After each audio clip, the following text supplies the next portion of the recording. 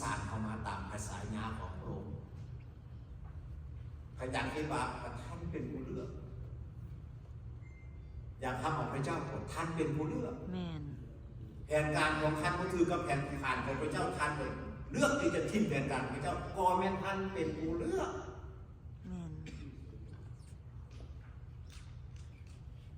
พี่น้องที่ทำแผนเขาควรขอบคุณพระเจ้าสำหรับเหตุการณ์นี้เพราะมันจะเป็นให้เขาท่องตัวลงในเวลาที่เขากับเจอกับปัญหาเจอกับความล้มเหลวเป็นอย่างจะมาสร้างว่าพระเจ้ากำลังหันนะเขาให้ออกจากเมืองตาลสินหันหัวเขา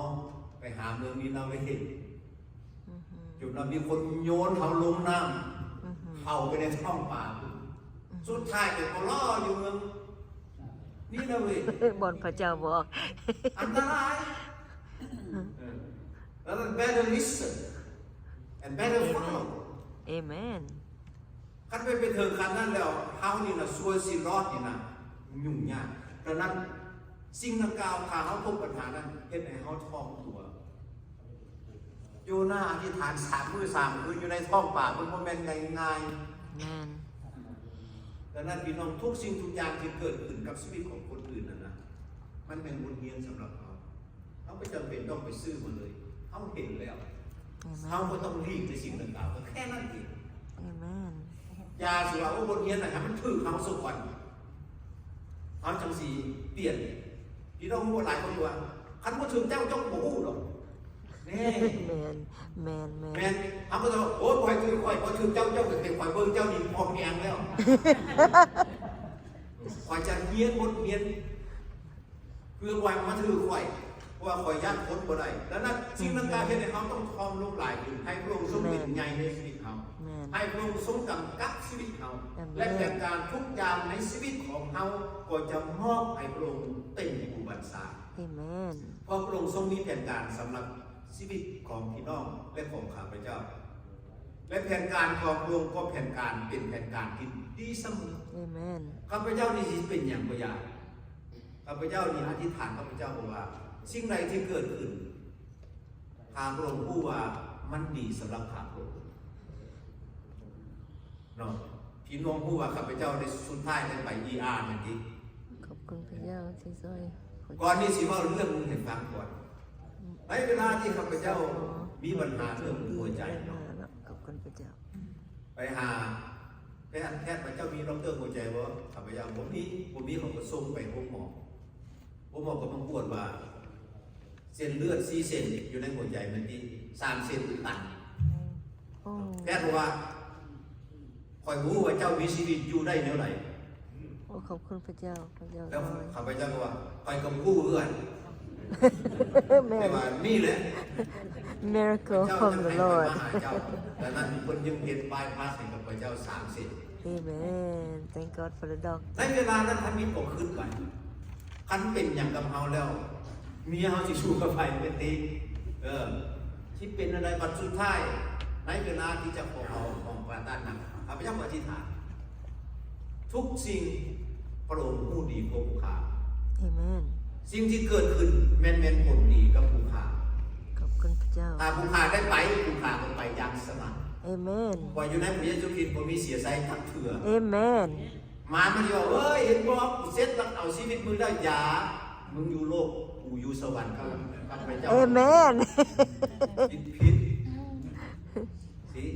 แล้ววันนี้คุณที่ยังอยู่ดิพระเจ้ามีแผนการของพระองค์แม่น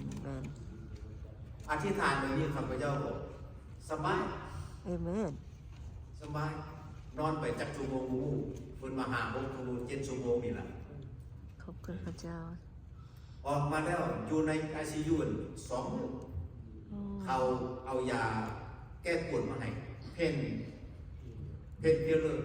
ข้าพเจ้าว่ากินเพราะว่าคอยบ่เห็นเจ็บจนต้องกินยาขอบคุณพระเจ้าอย่างเจ็บ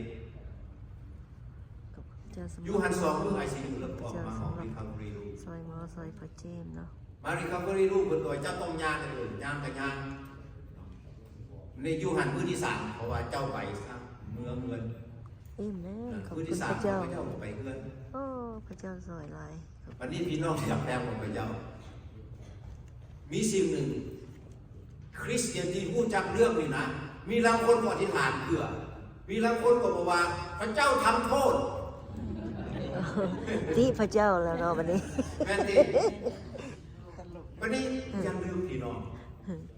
คริสเตียนเฮานี่อย่าทิมโทษใส่พระเจ้าจักเถื่อ แม่นอันทิมโทษใส่พระใส่ผีนั่นนะแม่นคนบ่ฮู้จักพระเจ้าผีมันก็จนยอมเจ็ดปัจจัยว่าโอ้จะไปเห็นผีพิษผีพวกไม้นั่นพิษผีบ้านนี่พิษผีพวกนั้นผีมันว่ากูก็ยอมนะ ไปตูสิเขาเนาะ มันจักหน่อยมันทีมโทษใส่มันหมดวันนี้มันเป็นคริสเตียนเชื่อพระเจ้าเขาบ่มีทีมใส่มีทีมใส่แต่พระเจ้าบ่ถือได้แบบ แทน นั้น ที่จะที่ทานรู้สึกกันเล่นกัน แม่น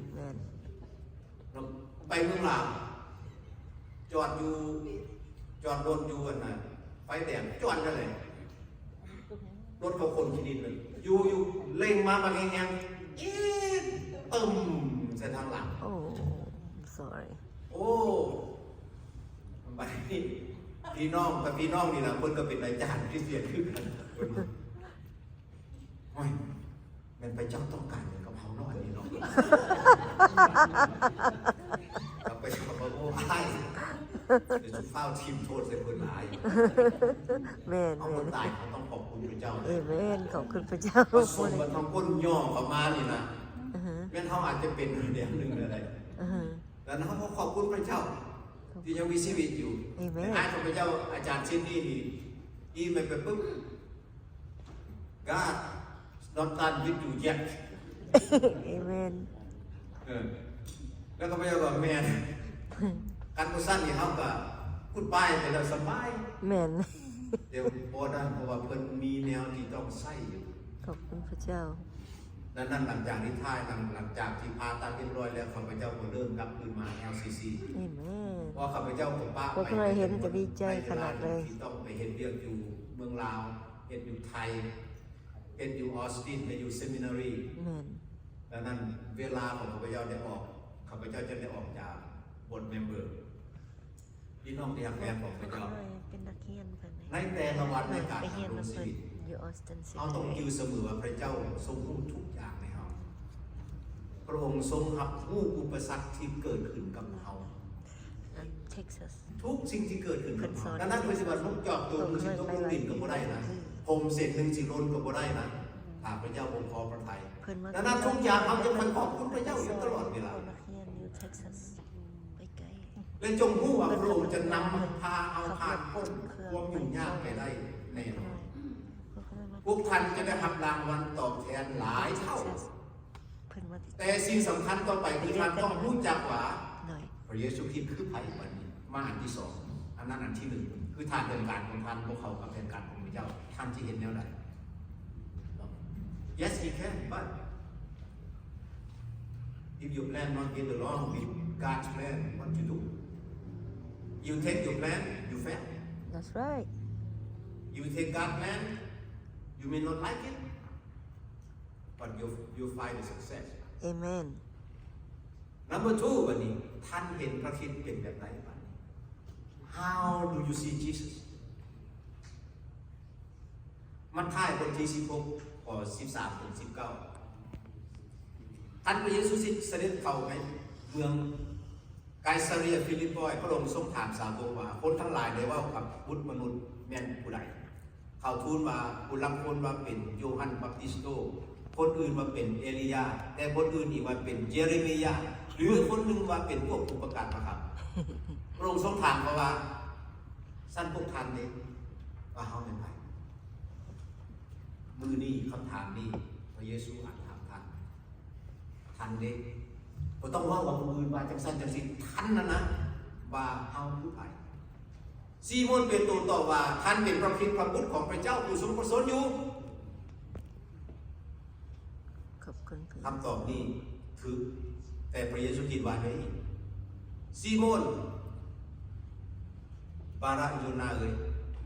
ท่านก็เป็นสุขเพราะว่าบ่แม่นมนุษย์ที่แสดงคำนี้แก่ท่านแต่เป็นพระบิดาของเขาผู้ทรงสถิตอยู่ในสวรรค์ ทรงให้ทราบ Amen. เฮาสิรับว่าพระเยซูคือพระคริสต์นั่นน่ะมันบ่แม่นง่าย Amen. Amen. ถ้าเฮาบ่รู้จักพระเยซูคริสต์องค์นี้แท้ๆจะเป็นพระคริสต์บ่ได้แต่พระเยซูคริสต์ว่าเจ้าเว้าได้แม่นพระบิดาของเฮาเป็นผู้แสดงให้ท่านเว้าดังนั้นเพิ่นจะบอกว่าถึงศิลาก้อนนี้เฮาจะสร้างคริสตจักรของเฮาขึ้นแม่นผู้ใดสร้างคริสตจักรพระเยซูเด้ Amen. พระเยซูคริสต์ว่าเจ้าเห็นเฮาเป็นพระคริสต์พระบิดาของเฮาเป็นผู้ให้เจ้ารู้แต่ศิลาก้อนนี้เฮาสิสร้างคริสตจักรของเฮาขึ้นแล้วคริสตจักรของเฮาต้องให้พระเยซูคริสต์เป็นผู้สร้างต้องเป็นคริสตจักรของพระเยซูคริสต์อย่างเดียว Amen.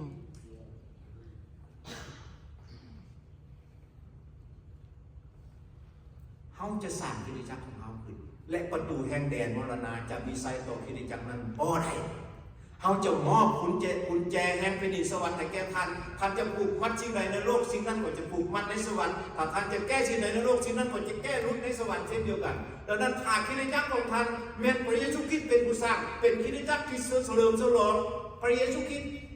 เว้าเรื่องของพระเยซูคริสต์ประกาศข่าวประเสริฐของพระเยซูคริสต์ ขอบคุณพระเยซู ท่านจะมัดสิ่งใดในโลกสิ่งนั้นก็จะมาในสวรรค์ Amen. ท่านจะแก้สิ่งใดในโลกก็จะรุดแล้วในสวรรค์เช่นเดียวกัน Amen. ขอบคุณพ บ่ ระ เป็ เย น ซู คำว่าของข้าพเจ้าแต่เป็นคำว่าของพระเยซูคริสต์ Amen. พี่น้องอย่างในฐานะที่เป็นคริสเตียนพวกเขามักตนเองว่าเป็นผู้ติดตามพระเยซูคริสต์เป็นข้าไส้ของพระองค์เป็นผู้ที่เชื่อในพระองค์พระเยซูคริสต์คือเจ้านายพระเยซูคริสต์คือพระผู้ไถ่ให้คนของเราและอื่นๆคำถามสำหรับเราวันนี้ก็เหมือนที่พระเยซูคริสต์ถามเราสาวกนั้นพวกท่านนี้ว่าเขาเป็นใครท่านว่าพระเยซูคริสต์คือใครท่านเห็นพระเยซูคริสต์เป็นอย่างไรท่านคือว่าท่านรู้จักพระเยซูคริสต์องค์นี้แท้จริงหรือท่านสามารถเป้าออกมาจากช่วงลึกแห่งหัวใจของท่านว่าพระองค์คือเจ้านายของท่านที่แท้จริงท่านขึ้นว่าพระองค์เป็นใครกันแท้ในเวลานี้โยฮันบทที่20ข้อที่15-16นอนในเวลามารีไปเอาเครื่องไปลุมฝังศพเพิ่นบ่เห็นศพพระเยซูคริสต์เพิ่นให้พระเยซูคริสต์ยืนอยู่ต่อหน้าพ่ออยู่นะโตนะพระเยซูคริสต์ถามว่านางเอ๋ยเจ้าพ่อให้นางจึงตอบว่าพ่อเขาได้เอาศพพระอาจารย์ของเขาน้อยไปและเขาน้อยบ่รู้ว่าเขาเอาไปไว้ที่ไหนเมื่อเว้าดังนั้นแล้วนางได้เดี่ยวคืนหลังมาเบิ่งพระเยซูคริสต์วันนั้นเพิ่นขึ้นไปเบิ่งอุโมงค์แม่นติ Amen. นางเจ้าห้องให้ยังสิโอ้ยบ่รู้ว่าเพิ่นเอาศพอาจารย์ของไว้ใส่เดี๋ยวขึ้นมาเห็นพระเยซูคริสต์ทนโทษ Amen. พระเยซูคริสต์ถามนางอีกว่านางเอ้ยเจ้าห้องให้เฮ็ดหยังนางคิดว่าแม่นคนเฝ้าสวน โอ้เห็นบอก ที่คำถามว่าท่านคือพระเยซูคริสต์คือไผบางคนอาจจะเห็นพระเยซูคริสต์คือคนเฝ้าสวนเพราะว่าคนเฝ้าสวนของท่านสั่งได้แม่นบ่ Amen. สั่งได้ให้ตัดหญ้าก็ได้ให้ตัดงานไม้ก็ได้เพราะคนเฝ้าสวนนายเอ้ยถ้าทานเอาศพเพิ่นไปขอบอกขาน้อยและขาน้อยจะไปยกเอาเสียพระเยซูทรงกล่าวกับนางว่ามาริยาที่ตอนนี้พระเยซูคริสต์อาจจะบ่ยิ้มสักทันใดเนาะมาริยาจื้อได้ทันทีได้ยินเสียง Amen. มาริยากล่าวอาโปลีโอ้พระอาจารย์เลยพี่น้องเทียมแท้ของพระเจ้าณที่อุโมงค์ฝังศพนางมาริยาได้ยามกายพระเยซูคริสต์โดยบ่ได้ให้ความสนใจเลยเพิ่นได้ยามองค์ไปที่อุโมงค์ทันทีเพราะในใจคิดว่าจะต้องไปเฝ้าศพพระเยซูคริสต์ที่นอนอยู่ในนั้นหลังจากที่เกิดความผิดหวังก็เสียใจบ่เห็นศพก็เศร้าใจก็ห้องไห้พระเยซูคริสต์ย่างมาหานางได้พบพระเยซูคริสต์อยู่ต่อหน้าต่อตาแต่ก็บ่สามารถชื่อพระองค์ได้เลย3 วันเท่านั้นตายจากไปนั้นไม่ยังคือสิบ่จื้อกันว่านั้นกงข้างๆเพิ่นก็เห็นพระเยซูคริสต์เป็นคนส่วนไปเสย คริสต์ผู้เก่านั่นแหละพอคนคืนมาทั้งห่างกายและบ่แม่นแต่วิญญาณเขาลอกมาได้ แม่นแม่น ทั้งหมดก็ตัวพระเยซูคริสต์นั้นคืนมานะ แม่นเห็น นั่น ไหม คือเราเป็นคนส่วนเสยจนพระเยซูคริสต์ต้องเอิ้นชื่อนะเพิ่นจึงเสด็จลงมาโอ้อันเสียงเอิ้นนี่นะแม่นเจ้านายแหละแม่นพระองค์แล้วพี่น้องอยากแบบเห็นพระเยซูคริสต์โตเป็นยังจื้อบ่ได้เพราะสิ่งนี้เพิ่นอ่านบ่คาดบ่ฝันมาก่อน แม่น เพราะเป้าหมายของเพิ่นคือไปเห็นศพที่ตายแล้ว พี่น้องที่แผ่นมีคริสเตียนมีคริสตจักรมีผู้นำหลายเท่าไหร่ที่กำลังทำงานกับศพของพระคริสต์นมัสการอุโมงค์ที่ว่างเปล่าแม่พระเยซูคริสต์มายืนอยู่ต่อหน้าต่อตา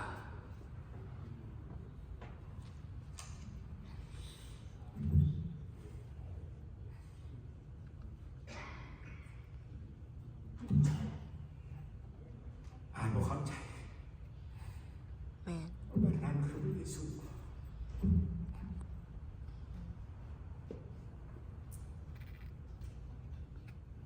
หลายครั้งที่ผู้นำเขานะว่าใส่พระเยซูคริสต์